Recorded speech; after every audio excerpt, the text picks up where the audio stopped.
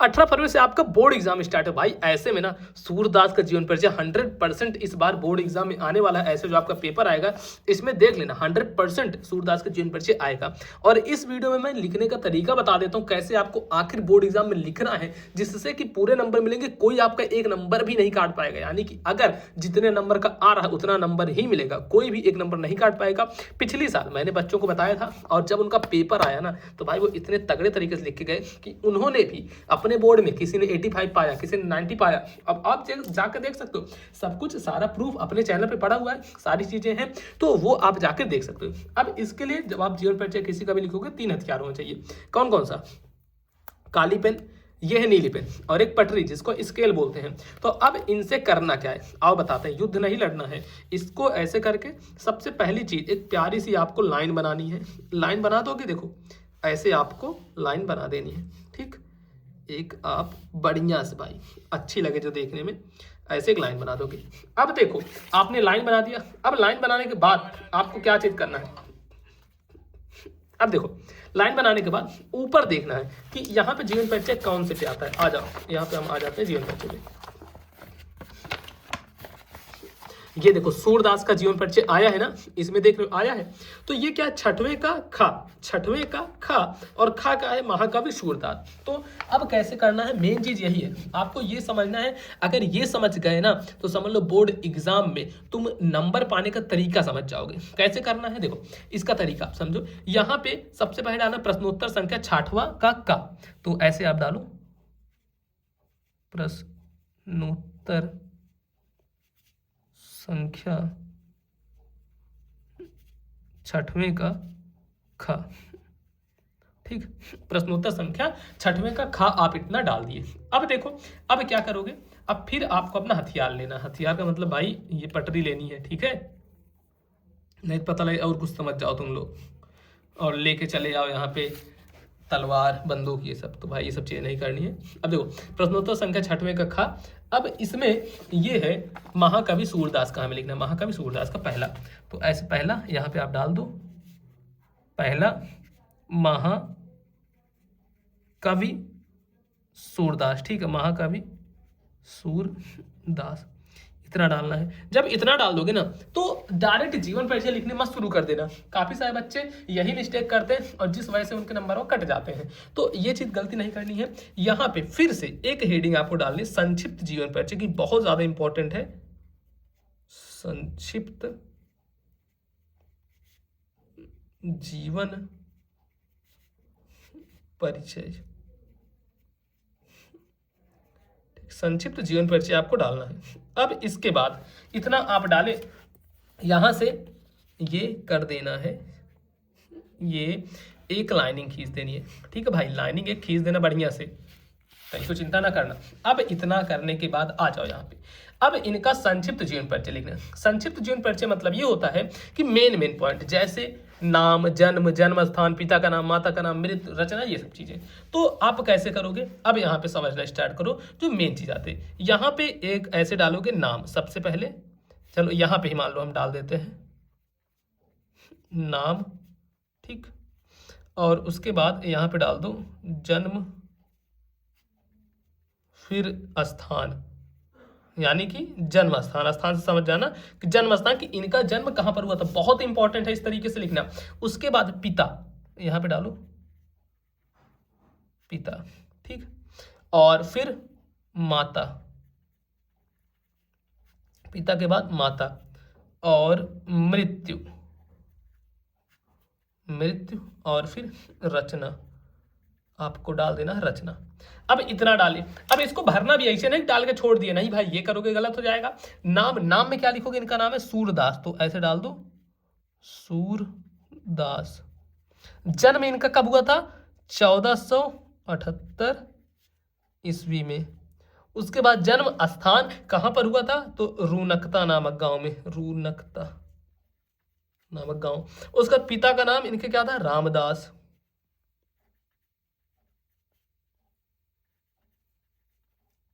और इनकी माता का नाम जमुना दास, जमुना दास, ठीक है। इनकी माता का नाम। उसके बाद इनकी मृत्यु, मृत्यु कब हुई? 1583 ईस्वी में। तो 1583 ईस्वी में इनकी मृत्यु हुई। उसके बाद रचना इनकी, तो रचना क्या है? सूर सागर। ठीक है, ये है इनकी रचनाएं। इतना कर देना।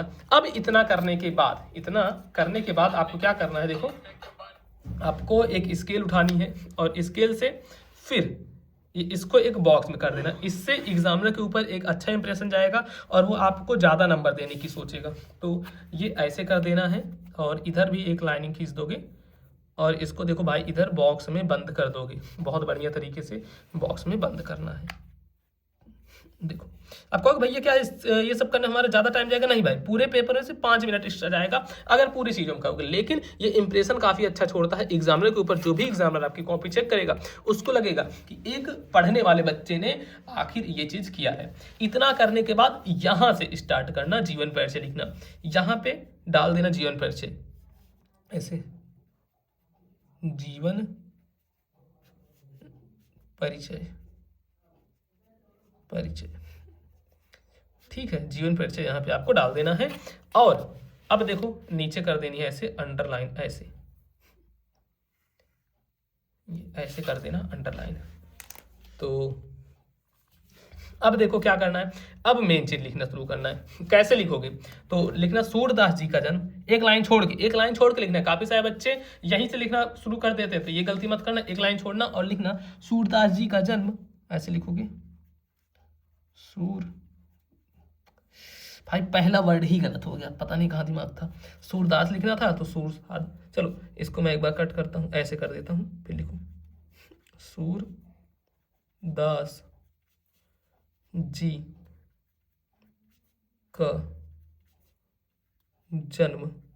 इनका जन्म कब हुआ था? सन 1478 ईस्वी। तो ऐसे लिखो सन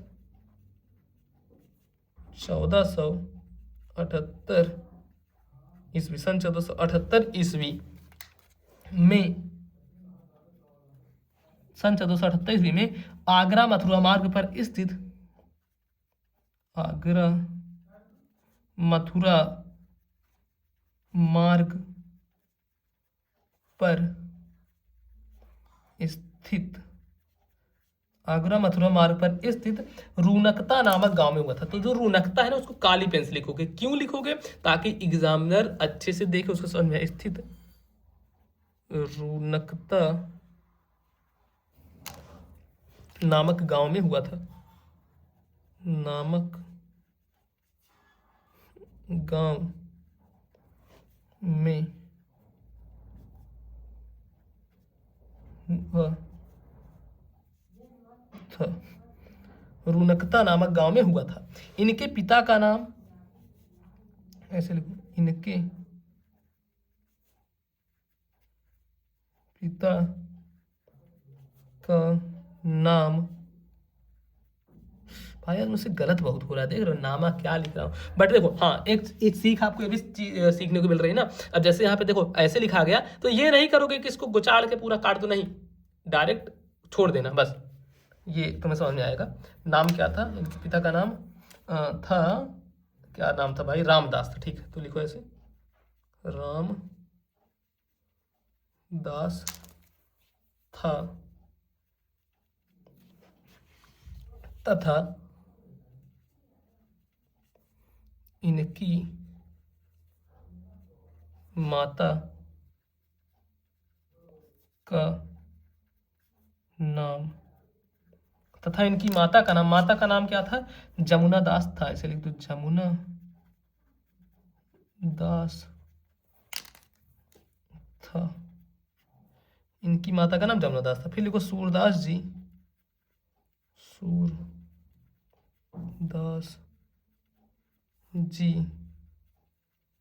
जन्म से ही अंधे थे। तो अब आगे जी जन्म से ही। अब जब दूसरे पेज पे आए ना, तो इस दूसरे पेज पे ऐसे ही लिखने मत शुरू बैठ जाना। फिर से ये चीज आपको करना है, स्केल लेके एक लाइन खींचनी है। लेकिन ध्यान देना, जब आपको कॉपी मिलती है ना, तो उसमें जो 15 मिनट का टाइमिंग रहता है, उसमें ही लाइन वगैरह वाला जो काम है सारा काम निपटा लेना है, ताकि बार बार आपको ये सब लाइनें ना खींचनी मिले। क्योंकि तब तक देखो, जब आप जाओगे ना बोर्ड एग्जाम में, अभी आप पहली बार दे रहोगे, तो वहाँ पे क्या पेपर आपको पहले पेपर नहीं, ये कॉपी पहले मिल जाएगी। कॉपी 15 मिनट पहले मिल जाती है, 10 मिनट पहले मिल जाती है। तो उसमें आप ये पेटरी लेके जाना और सब पेज में तब तक आराम से लाइन वगैरह खींच लेना। ठीक, इतना कर दोगे। तो अब क्या, हम कहाँ पहुँचे थे, ये देखो, सूरदास जी जन्म से ही अंधे थे। सूरदास जी जन्म से ही अंधे थे।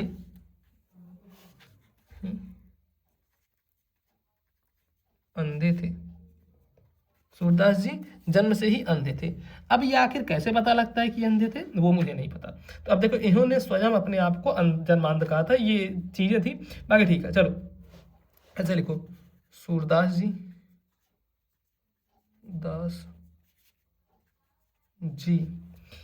रुचि की रुचि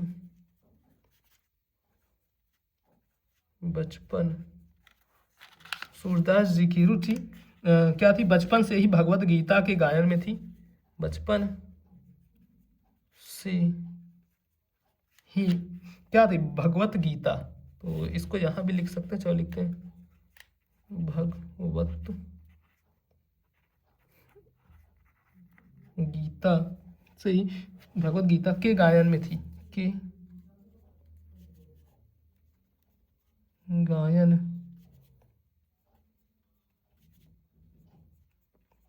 में थी, इसके गायन में थी। ठीक, गायन में थी। ये महाप्रभु वल्लभाचार्य के, ये महाप्रभु, ऐसे लिखना सेम टू सेम, और याद भी कर लो, वल्लभाचार्य के शिष्य थे, के शिष्य थे। यानी कि सूरदास जी क्या कौन थे, ये महाप्रभु वल्लभाचार्य जी के शिष्य थे। ठीक है, जो इन्होंने सूरदास जी की श्रीनाथ के मंदिर में कीर्तन का कार्य करते, तो लिख दो, और अतः उन्होंने सूरदास जी को, उन्होंने क्या किया था, अतः उन्होंने सूरदास जी को श्रीनाथ कीर्तन को मंदिर में ऐसे लिख दो, मंदिर में कीर्तन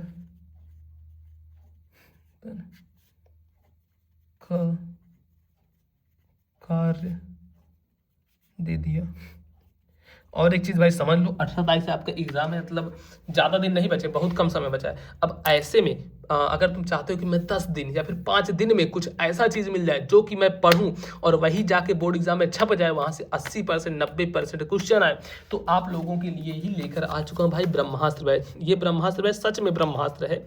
इसमें देखो क्या क्या चीज़ें हैं, कैसे, तो हिंदी, गणित, विज्ञान, अंग्रेजी, सामाजिक विज्ञान, हिंदी, गणित, विज्ञान, अंग्रेजी, सामाजिक विज्ञान, हिंदी। ठीक, तो ये चीज़ें मिलने वाली हैं और इसकी प्राइस 1000 थी, आप लोगों के लिए 149 रुपये कर दियो भाई, इससे ज़्यादा क्या चाहिए। इसमें इन सभी सब्जेक्ट के, ठीक है, इन सभी सब्जेक्ट के मॉडल पेपर, वायरल पेपर और ऐसे करके सारी चीज़ें मिलेंगी। मॉडल पेपर हो गया बोर्ड एग्जाम के लिए, 2026 का मॉडल पेपर हो गया, 2025 का PYQ हो गए, इंपॉर्टेंट क्वेश्चन जो आपके पेपर में आएगा, वो सारी चीज़ें मिलने वाली हैं। और जो बच्चा, मैं कहता हूँ, एक हफ्ते पहले भी इस बैच को लेता है और वो पढ़ता है, इसमें जितनी चीज़ें हैं एक हफ्ते में पढ़ता है, अगर एक हफ्ते में पढ़ता है तो निश्चित तौर से वो एक हफ्ते में आराम से 80+ तो भाई ला ही लेगा। 80% कोई भी बच्चा होगा, 80-85% बड़े बड़े आराम से ला लेगा। तो ये करना यार भाई, देखो टाइम ऐसे मत गवाओ।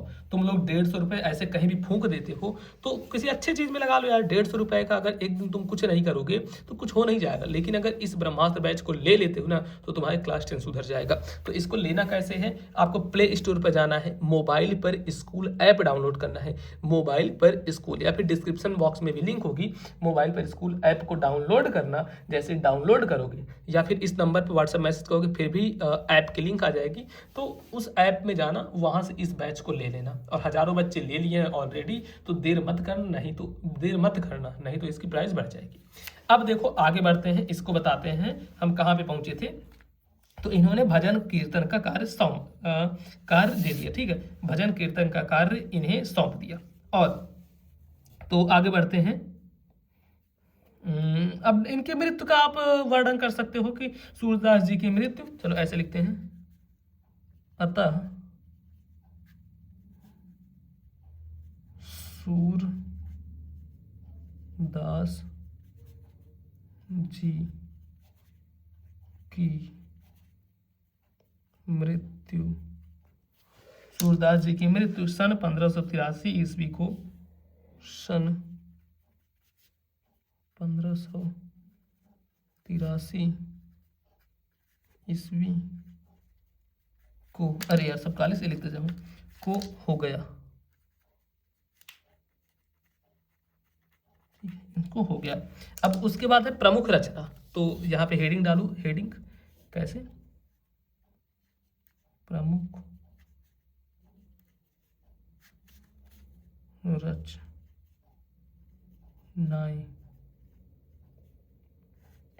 प्रमुख रचनाएं। अब इसमें नीचे एक लाइन खींच दो, इनकी प्रमुख रचनाएं कौन कौन सी हैं, तो देखो सबसे फर्स्ट, फिर सेकंड, फिर है थर्ड, तो साहित्य लहरी, और भाई बस इनकी यही है, ठीक, यही रचनाएं हैं। तो साहित्य लहरी और सूरसागर, साहित्य लहरी सूरसागर, उसके बाद सूर सारावली, ठीक है, सारावली, साहित्य लहरी, सूरसागर, सूर सारावली, ये इनकी प्रमुख रचना है। तो देखो भाई इस तरीके से आपको लिखना है जीवन परिचय, और अगर ऐसे जीवन परिचय लिख दिए, ऐसे इस तरीके से ये कर देना, और जो अपना सेकंड पेज है देखो, स्टार्टिंग में तो पहले पेज में ऐसे और दूसरे पेज में ऐसे, इतना करने के बाद ना कोई एक नंबर 1 नहीं काट पाएगा तुम्हारा। और 2026 बोर्ड एग्जाम की तैयारी कर रहे हो तो चैनल को सब्सक्राइब करके जाना भाई, बिना सब्सक्राइब किए मत जाना, क्योंकि इतनी तगड़ी इतना खतरनाक चीज़ें लाता हूँ ना, जो कि किसी भी चैनल पर नहीं देखने को मिलेगा, और आपसे रेगुलर वीडियोज़ अपनी आएंगी।